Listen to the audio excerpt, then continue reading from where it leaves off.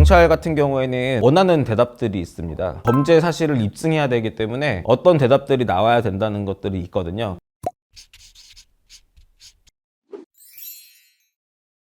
안녕하세요. 변호를 하는 건 형사전문 변호사 김민건입니다. 오늘은 많은 분들이 궁금해하실 경찰 조사 전 반드시 먼저 해야 할 일에 대해서 피고소인들이 가장 궁금해야 되는 점 위주로 좀 질문을 드려보려고 합니다. 현재 유튜브에 경찰 조사에 관한 컨텐츠가 많긴 한데요. 이번 컨텐츠에서는 경찰 조사 전으로 한정해서 말씀을 드릴 예정이고, 이후에서는 경찰 조사 중, 후로 나눠서 주의할 점에 대해서 설명드리도록 하겠습니다. 어느 날 갑자기 경찰한테 연락이 오면 내가 진짜 큰 죄를 저지른 것만 같고 당장이라도 잡혀갈 것만 같다는 생각이 들어서 두려워하시는 분들이 많으실 것 같은데요. 가장 먼저 경찰에게 연락이 오면 어떻게 하는 게 좋을까요? 우선은 내가 어떤 범죄 사실로 고소를 당했는지를 확인해야지 대응이 가능하겠죠. 고소를 당했다는 사실을 듣게 되면 가장 먼저 정보공개 청구 포털에서 정보공개 청구를 해서 내가 어떤 사실로 고소를 당했는지를 확인하는 것이 필요합니다. 확인을 하고 경찰 조사 전에 주의해야 될 점이 있을까요? 경찰 조사 전에 주의해야 하는 부분은 경찰한테 가서 어떤 부분을 진술하고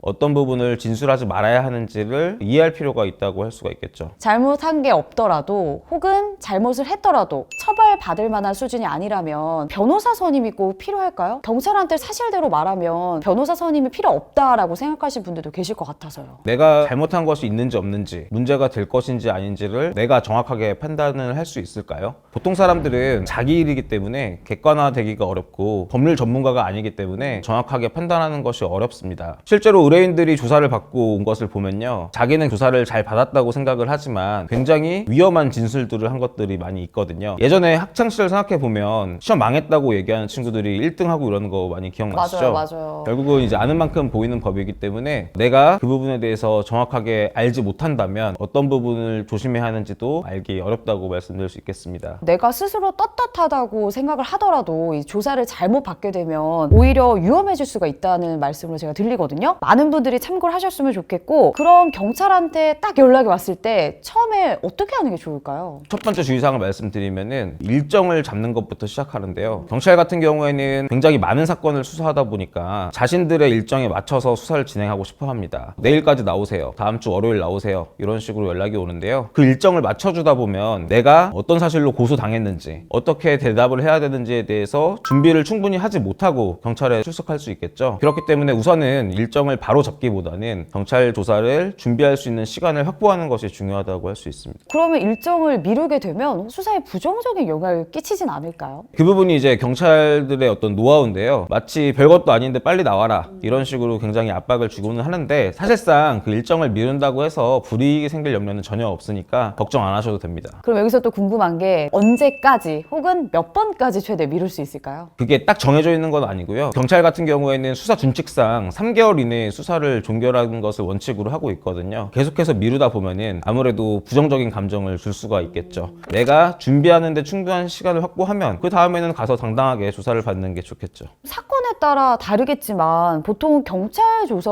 순서는 어떻게 되는지 궁금하고요. 어떤 상태에서 조사를 받게 되는지, 시간은 또 얼마나 걸리는지 좀 알고 싶습니다. 고소장을 접수하게 되면 담당 수사관이 정해지게 되고요. 가장 먼저 진행되는 절차는 고소인 조사, 그리고 이제 고소인 조사 내용을 바탕으로 수사관이 준비해 놓은 그런 걸 가지고 피고소인을 조사하게 됩니다. 경찰서마다 조금 다를 수는 있는데요. 조사실 들어가면 경찰이 나한테 이렇게 질문을 하고 내가 대답을 하면 경찰이 그걸 타이핑해서 받아 적는 그런 방식으로 조사가 진행이 됩니다. 조사 시간 같은 경우에도 굉장히 천차만별인데요. 짧은 경우에는 1시간이면 끝나기도 하고요. 길 때는 밤 12시까지 하고 다음날도 하고 이렇게 될 수 있습니다. 이제 보통 일반인 분들이 저지르는 단순한 범죄 같은 경우에는 한 2시간 정도 생각하시면 됩니다. TV에서 많이 봤던 그런 장면인 것 같은데 네, 그렇습니다. 그렇다면 경찰은 조사 과정에서 어떤 걸 물어볼까요? 경찰은 이제 수사 전문가라서 그 범죄마다 기본적으로 확인해야 되는 사항이 있습니다. 그렇죠. 경찰이 나한테 궁금한 걸 하나하나 대화하는 이런 개념이라기보다는 수사기관으로서 정해진 것들을 물어보는 과정이다, 이렇게 생각하시면 됩니다. 아무래도 이제 사람이 하는 조사 과정이다 보니까 제가 말한 거를 누락하거나 혹시나 잘못 기재하는 경우도 있을 수 있겠네요. 그게 사람이 하는 일이라서 실수를 하는 게 아니고요. 경찰 같은 경우에는 원하는 대답들이 있습니다. 범죄 사실을 입증해야 되기 때문에 어떤 대답들이 나와야 된다는 것들이 있거든요. 그 사람이 진술한 내용을 그대로 타이핑하는 개념이 아니고 경찰이 필요한 내용을 옮겨 적는 것이다, 이렇게 생각하시면 될 것 같아요. 그 부분에서 사실 그 법률 법률 전문가의 도움이 필요한 것도 있는데요. 저희 같은 경우에는 피고소인분이 대답을 했을 때 그걸 경찰이 어떻게 되묻는지, 지금 이 경찰이 유죄 쪽으로 끌고 가려고 하는구나, 아니면 무죄 쪽으로 끌고 가려고 하는구나, 이런 것들이 어느 정도 파악이 됩니다. 반대로 내가 하지 않은 얘기인데 경찰이 일부러 오해해서 다른 식으로 내용을 적으면 굉장히 억울한 일이 생길 수도 있겠죠. 그렇죠. 그렇기 때문에 조사가 길어지고 피곤하다 하더라도 그 조서 내용을 꼼꼼하게 검토할 필요가 있습니다. 향후 검찰 또는 재판 단계까지 가더라도 검토하는 내용 자체가 정말 중요한 자료가 될 것 같은데요. 일반인의 입장에서 한두 시간 혹은 그 이상을 조사를 받다가 이 내용을 꼼꼼히 검토하기까지가 정말 어려울 것 같은데, 혹시 이 변호사님께서도 이 검토 과정을 함께 해주시는 건가요? 물론입니다. 조사를 참여하는 이유 중에 하나도 조서가 잘못 기재되는 것을 방지하기 위한 것입니다. 그렇다면 변호사님께서 조서를 검토하는 것 외에 또 어떤 거에서 또 도움을 많이 주실 수 있을까요? 경찰서에서 사실 변호사가 대답을 대신 해주는 건 굉장히 어렵습니다. 변호사가 계속 말을 하게 되면 피고소인이 뭔가를 숨긴다는 인상을 주기도 하고, 수사관이 어떻게 처리를 하냐면 그때 옆에 있는 김민건 변호사가 대신 진술한다, 이런 식으로 써버리는 거예요. 그렇기 때문에 사실 그런 식으로 남겨서 좋을 거는 없겠죠. 그렇다고 변호사가 가만히만 있는 건 아니고요. 초보 변호사 같은 경우에는 거기서 수사관하고 막 싸웁니다. 왜 이렇게 질문하시냐. 의뢰인들은 사실 기분은 좋을 수 있지만 그 수사관은 더더욱 이제 안 좋은 심정을 가지고 계속 해묻겠죠. 근데 그게 아니라 오히려 의뢰인을 약간 다그치는 듯이 변호사가 개입을 할 수가 있어요. 아, 이거 지금 말뜻 제대로 이해 못 하신 것 같은데 그러시면 안 되죠. 지금 수사관님이 이렇게 물어보셨잖아요. 약간 이런 식으로 경찰을 도와주는 것처럼 하면서 내용을 다른 방향으로 진술하게끔 코치를 할 수가 있죠.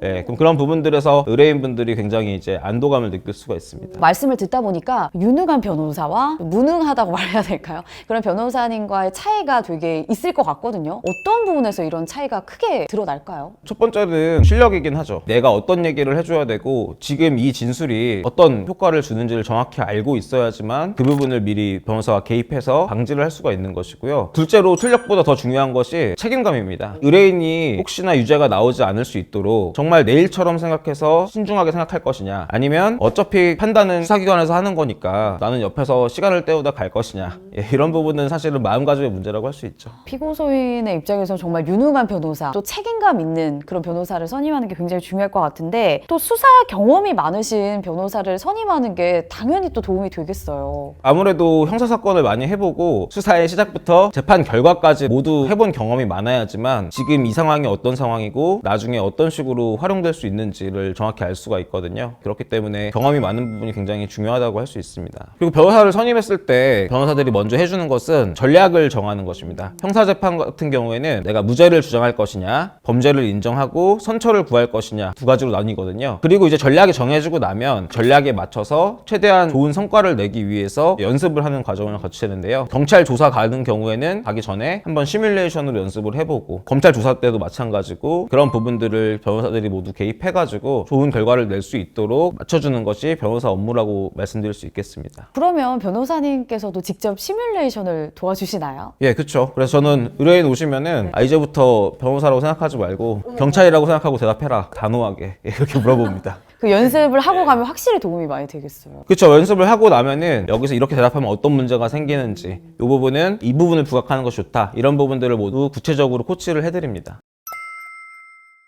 오늘은 경찰 조사를 앞둔 피고소인들이 가장 궁금해야 되는 점, 그리고 가장 먼저 해야 될 점에 대해서 김민건 변호사님과 이야기를 나눠봤습니다. 오늘 내용이 도움이 되셨다면 구독과 좋아요, 알림 설정 부탁드립니다.